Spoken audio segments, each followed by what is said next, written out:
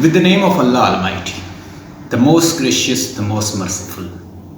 Your warm welcome in our online academy, the ESL Academy of Linguistics and Literature. Respected students, friend, follower, I'm your coach, Sir Rana. Our contact number is 0305 6319464. If you would like to subscribe our channel, go to YouTube bar, type the ESL Academy, subscribe and share with your friend. Respected student, today we are going to discuss about study. So many students asked me, sir, would you please tell me what is study? Study, application of mind to acquire knowledge through books, reflection, production, reproductions, inculcating, listening, writing. It's known as study. So study does not mean you read something and after you learn something. You learn through observation. You learn through listening, hearing other, even reading something, inculcating, reproducing whatever you have learned. There is a difference between production and reproduction. Production is a big term. For example, once you produce something, it means that you have got critical writing, you have learned something, you have made experiment, and after pragmatic observations, reflections, and critical thinking, you have jotted down your idea. You have written your idea. It's your own idea. But whenever you talk about reproduction, it means that you learning from some sources, and after that you just rewriting something, paraphrasing something, reproducing something. So production is a big term as compared to reproducing. So when you study something, you should try to learn something. You listen to other, and after listening you can give new idea. After listening you can also read. When you read, you should focus.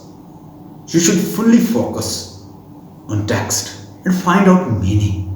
The person who has written book for you, he has made day-night effort in a way to collect data. He collects data, information, write down for you, and it takes a lot of time. Sometimes the person who is gonna write book for you, it takes 10 years, 12 years, 30 years. It means person who has written book, he takes a lot of time in a way to write, compile, gather information and data, and after that he has systematically he has collected and written for you. So it's your duty to collect information out of the text. If you just giving deaf ear, you study, you even reading something, listening to somebody, not inculcating something. And what is inculcating? What is inculcation? Inculcating means make it part of your active memory. Make it part of your memory. Once you inculcate something, it means it has become part of your personality. It has become part of your mind. It's a part of your active memory. Whenever you need, you take this information and apply. For example, we've got a lot of books. There are plenty of books. There are so many books. But how many books we study?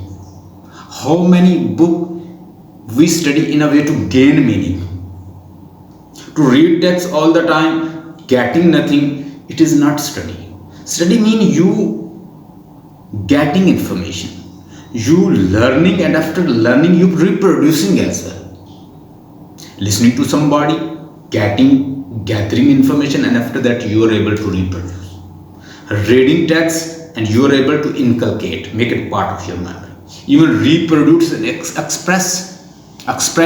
So the process of study means reading, listening, and inculcating, and after that expressions.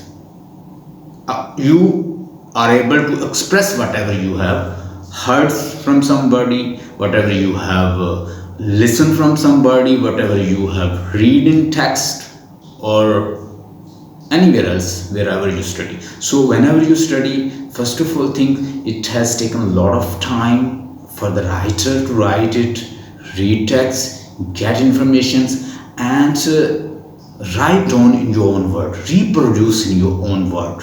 This is what you have to learn, how to reproduce information, whatever you receive from somebody. And even you must develop critical writing. Critical writing means you should give your own thoughts, critical idea about the text. Talk about T.S. Eliot. T.S. Eliot, he was a modern critic, poet. What he did, he takes Shakespeare. Nobody ever think to criticize Shakespeare. He criticized Shakespeare. Talk about Hamlet. Hamlet is still considered a sacred book in England.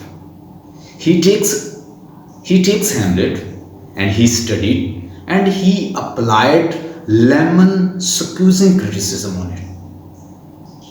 He said this is artistic failure. Such a big name Shakespeare, he takes his book Hamlet and after that he's criticizing this book.